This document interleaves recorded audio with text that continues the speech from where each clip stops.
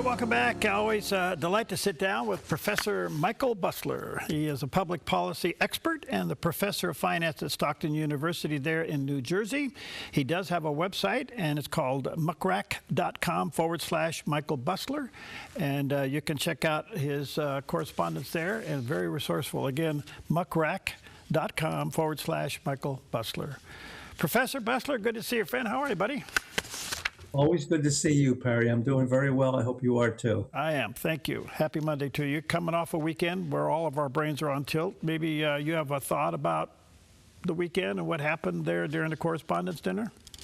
You know, I was so optimistic that President Trump was going there to the correspondence dinner. I think there's about 1,000 top journalists there, and he was going to try to connect with them. And it looked like the atmosphere was such that, you know, maybe they could start to talk about some of their differences instead of just fighting about them. And then this happened, canceled the whole thing. It shouldn't have happened. I don't think the security was quite as good as it should have been, or that person with the gun wouldn't have gotten as far as he did. And also, Trump pointed out that, you know, if we had this new ballroom finished, which some Democrats and others are taking him to court to try to stop, if we had this finished, that would have easily housed this in a very safe environment. So I'm very sorry that this happened. I hope they're trying to reschedule it sometime within the next 30 days. And I hope it's kind of the first step that Trump is sort of reaching an olive branch out to the media and saying, look, it's okay if you don't like me, but let's discuss our differences intelligently. Seems to be what's on his mind, to get this rescheduled quickly. Very well said. Thank you, Professor. Okay, I woke up this morning, crude oil's up at $107.50 a gallon. Are you sleeping at night? I knew oil prices were going to go up, and they'll rise and fall dramatically with what's happening in the Iran incursion, as the president calls it. So right now, I mean, last week, it looked like everybody was going to get together and be able to come up with something. The stock market reacted very favorably to that. Oil prices fell back to the low 90s. I think they were even under $90 a barrel. And then the news came that they're not going to meet, and the Strait of Hormuz apparently won't be reopened quickly. And exactly the opposite happened. Oil prices went up, and I haven't looked at the stock market today, but I have a feeling it isn't doing very well.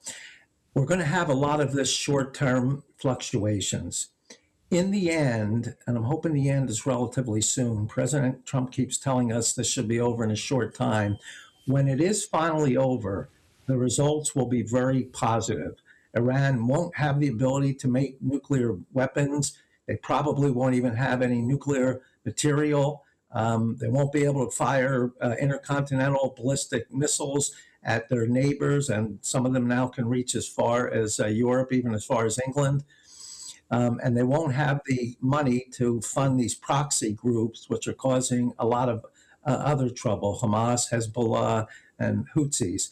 So I think in the end, this will be very positive. In the meantime, we're going to have to endure some of these wildly fluctuating oil and gas prices. And every time some bad news comes out, gas prices are going to shoot higher. I think this will be over. I hope in the next couple of weeks at the latest. That'll allow oil prices to tumble way down and gasoline prices to come down. There's just one part of that I still not understanding. Hardly any of our oil that we need in the United States comes from the Straits. True. And we've turned a lot of ships to our southern borders to fill up because we have so much, because we're now in a energy self-sufficient position. And that's kept our oil prices high. If we have it, why are we selling it at market prices? Why aren't we giving ourselves a discount?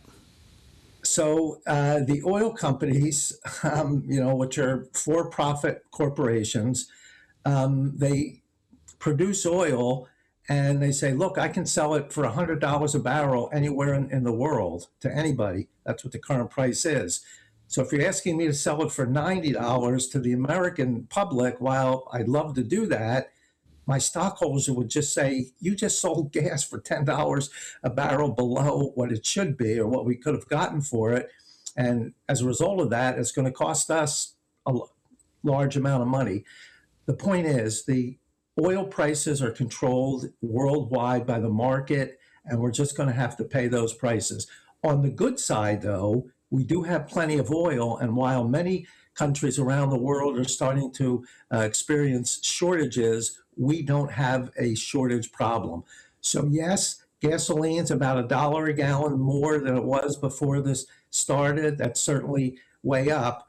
But when you look at the average driver, however many gallons of gas he uses a week, maybe it costs you an extra $100 a month, and I'm not making small of that. That's a substantial amount of money, particularly for people on a budget. But if we have to do this for 2.5 months, and it means there's no more threat from Iran, I think that's a very positive outcome, and it's a relatively small price to pay. So I don't like paying for something a gallon. I begrudgingly pay it. I try to cut down on my driving if I can, but I understand this may be necessary to finally rid the world of the Iranian threat. Looking at Iran through your financial lens, Professor Busler lens, what really matters most about their economy? Oil, sanctions? The reports are their economy is in serious trouble. What's hitting them the most? Actually, both of those, both the sanctions and the embargo, means that Iran can't sell any of their oil. They can't transport it outside of their region.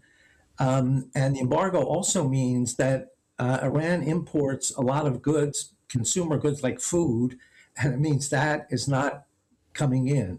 So the embargo and the sanctions that we put on have hurt them.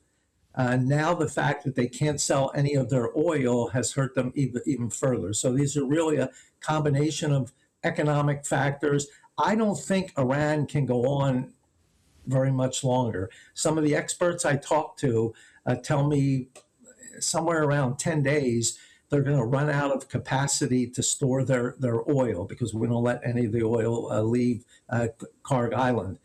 If that's the case, they're going to have to stop drilling for oil because they have nowhere to store it. Once you shut down one of these wells, water seeps in and all kinds of things. It's not so easy to restart the well. So within 10 days, if Iran doesn't come up with a compromise or solution that the U.S. is willing to accept, their economy is going to take some even more serious hits. I've talked to some Iranians, and they tell me the regime will take all the hits. They'll never surrender. They don't care what the hits are. They'll never surrender. If that's the case, I'm afraid President Trump is going to have to go back and take some stronger military action to force them to accept our terms. No nukes ever, no ballistic missile program they're shooting all over the world, and no money for you to give to the terrorists that you fund. So I think in the short term we have problems. In the long term, I think it's going to be positive. Yeah, I think most people understand that. Where does that leave the citizens of Iran? I mean, if they're kind of caught in the middle. If they can't buy food, that's going to cause some kind of civil unrest unlike they've ever seen. President Trump is kind of hoping that happens. He doesn't want to go in and kill the regime and put something else in. He says it's up to the Iranian people to overthrow the government. Now, the Iranian people don't have arms to do this, which makes it difficult, and they still have that IRGC, the army there that has to be dealt with. The reason President Trump says, look, if you don't come to an agreement, I'm going to blow the place up. You're not going to have anything left. yet he hasn't done that. And the reason is he doesn't want to hurt the Iranian people going forward. If he destroys Iran's capability to support themselves and create some growth and some income in their economy, all the 90 million people will be hurt. He wants to avoid that. His patience will last only so long.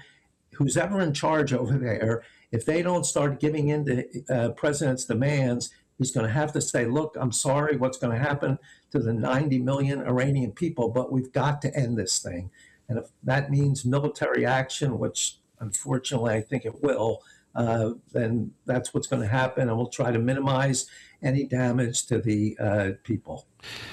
There's some residual effects to all of this. China, Russia, and Europe and their oil. How are they handling this, and how's that impacting their economy? So they have a problem. Oil prices are high. As we just said, the U.S. doesn't like it. We have to experience it because it's market conditions, but we have plenty of oil. We're not going to run out of oil. Those other countries that you mentioned, they don't produce their own oil and their own, for the most part, and their own energy.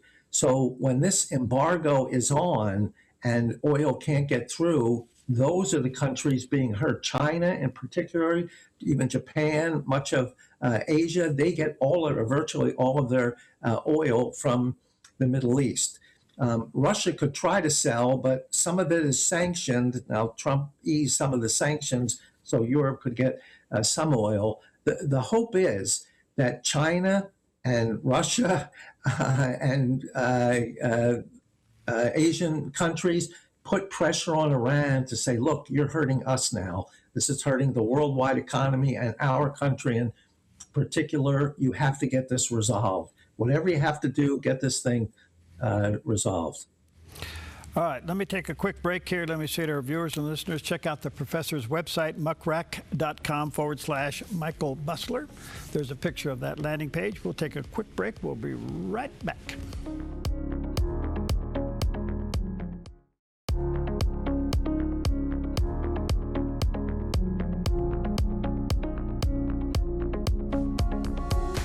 Welcome back. Always an honor to have with us Professor Michael Busler, public policy expert and professor of finance at Stockton University in New Jersey, talking about a variety of things.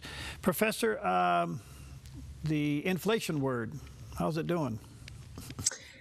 So prior to the Iran incursion, the Trump administration's policies got the inflation rate down to 2.4%. That's very close to the 2% target that the Federal Reserve has set.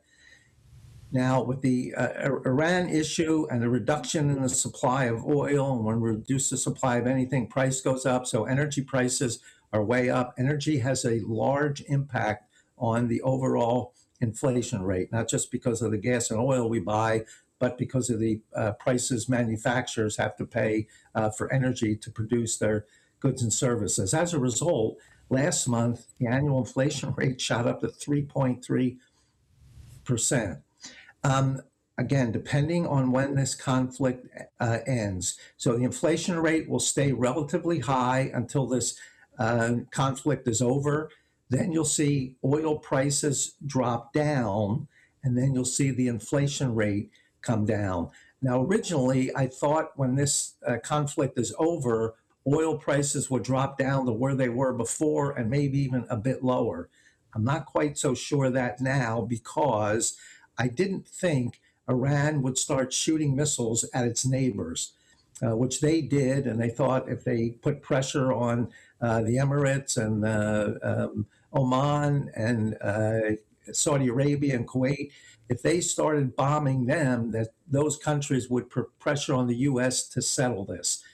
Instead, they're saying to the U.S., finish this, don't settle it. But when Iran fired all that, they fired at some of the oil-producing facilities. So even when this is over and all the ships can go through, it's going to take, 4, 5, 6 months to get all the oil production back online.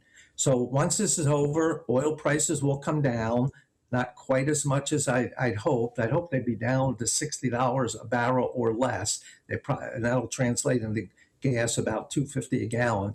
I don't think that'll happen right away, but you will see gasoline come down in the low $3 range. And I think by summertime, the average will be about 3%. And then all those other things Trump did to help bring the inflation rate down, the tax cuts, which encourage business investment, that will increase total output, increase supply, tend to bring the price down.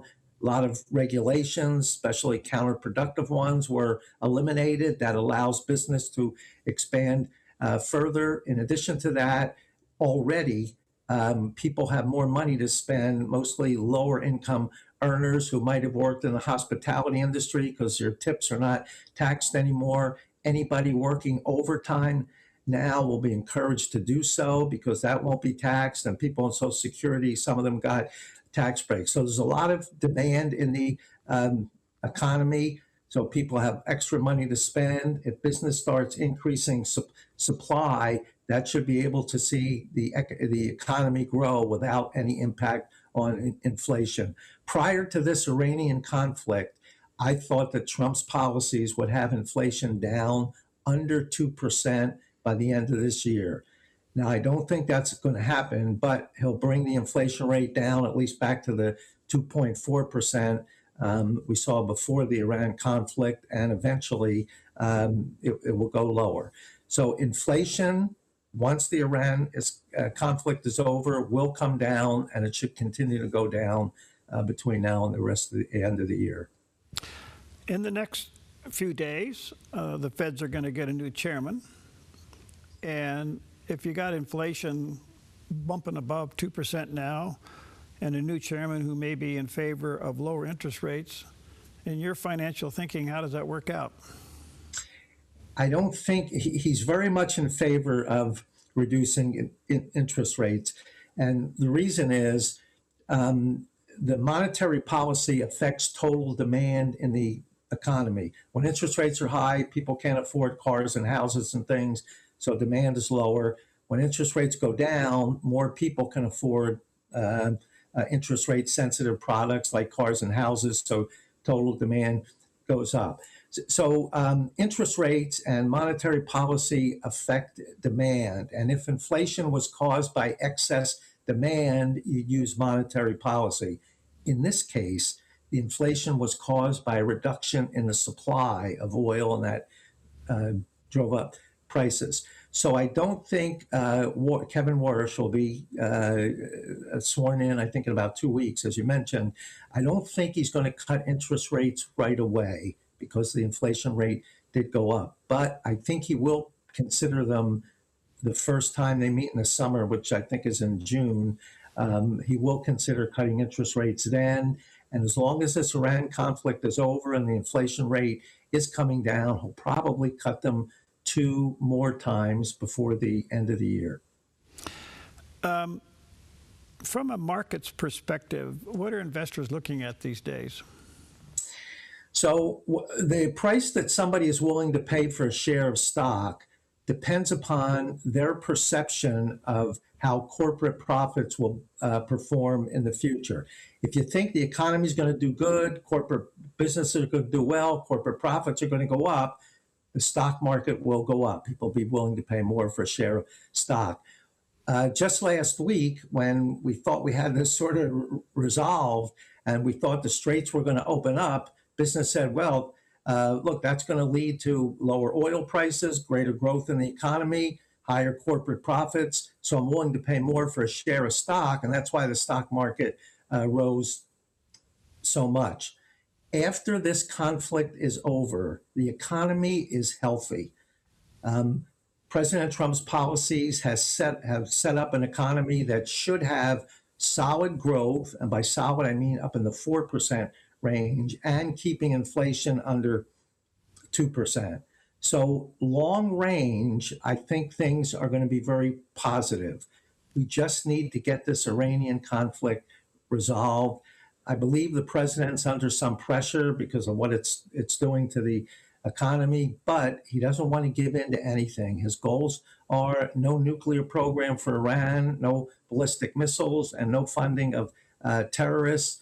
He won't quit until he has that, even if it causes a little bit of pain for Americans. And he's got to worry about the midterm elections coming up. So he's kind of in a tough place here. Long term, I think things look very good. So I realize this is somewhat maybe hypothetical or rhetorical, but do you think that further military action in Iran is inevitable? So I'm not an expert on this, but from what I've seen, I would have to say yes. The Iranian people that I've talked with tell me that their government won't surrender. They won't quit. So if and they don't care if you bomb them and blow up everything, they're going to stay in. They think this is the way their God wanted it to be, and they somehow rationalize that, and they won't quit. If that's the case, the only thing to do is to take military action and put them in a position where they have to surrender. So again, I'm not an expert, but I think additional military action will be needed. And as far as I'm concerned, the sooner President Trump gets in there and ends this thing, I think the better off. He's trying to protect lives. He doesn't want to have any more people die than have to. So if he can negotiate anything, he'd much rather do that. We're almost at the end of the line of trying to negotiate, in which case military action is the only thing left to do. Yeah, here you and I sit, we don't know what we don't know. And what's interesting is that the intelligence on the ground seems to be really phenomenal between the United States and Israel. And when it comes to eliminating leaders in Iran, Israel's been doing that, and we've been doing all the other military action. So it appears to me that it's just a matter of time that you're dealing with a death cult. And if the citizens believe that the regime has to go completely, then I don't know how we avoid military action. And what that may do temporarily to up gas prices while we're back into some kind of military exchange there with or without Iran, with or without Israel. But I can't help but think Israel's involved. We just don't know how much now. Yeah, so the intelligence that both Israel and the U.S. have is incredible. Israel, through their Mossad, they have people that are actually infiltrated in to Iran, and the Iranians think that they're just Iranian people. So if it gets to the point where military action is necessary, which it's likely to happen, I think Israel and the U.S. will go in and kill all of the top leaders, both of the military and of what's ever left of the government. Then it'll create a vacuum, and you hope that the people come in to fill that vacuum and get a leader that's not so hostile to the rest of the world. The Iranian people are very ingenious people. If you let them set them free to do what other countries do, Iran will do very well, and that's what the president wants to do. The Iranian people, though, are going to have to get involved with eventually overthrowing the regime, although Israel and the U.S. will make it easier for them by bombing as many of the leaders as possible. Okay, one last question here, Professor. And I realize, again, this is somewhat hypothetical, rhetorical, but let's just say mission accomplished. We had total success in Iran. What does that mean to the United States economy? So if we have total success and Iran turns into a country just like the rest of the countries in the world, where they're peaceful and they're contributing to the world, we'll start trading with Iran, and that will help our economy, and the rest of the world will not have to worry about Iran blowing them up, and they'll be a little more free to increase trade. So I think it helps the U.S., it helps the rest of the world as soon as we get Iran into a position where they live just like every other country, contributing to peace in the world and contributing to the overall welfare of the world. Do you think it's possible that Iran could continue to manage the strait, or is that going to be a coalition of countries, or is the United States going to be the future manager of the straits? So Iran's going to have to give in and say they're never going to close the Strait of Hormuz again, that probably will have to be policed. But President Trump is going to say, look, most of that oil, I think only a couple of percent, if any, goes to the U.S. So most of it goes to other countries. Right. So other countries are going to have to get involved with policing the strait to make sure that doesn't happen. The U.S. can't do that, nor should we. Yeah. The people that are affected by it should get involved with it, and I think they will. Interesting times, my friend. Let me say to our viewers and listeners, the professor has a website, muckrack.com/Michael Busler, and check it out. Very, very resourceful. Are you still in class these days? So last week of class, next week is finals, and I'll be done for the term. I can concentrate on some of my other stuff. I guess I'm still have to take your class. I got a lot more to learn. Thank you, Professor. Okay. All right, God bless your friend. Good to see you. Thanks. Thank you so much, Perry. See you soon.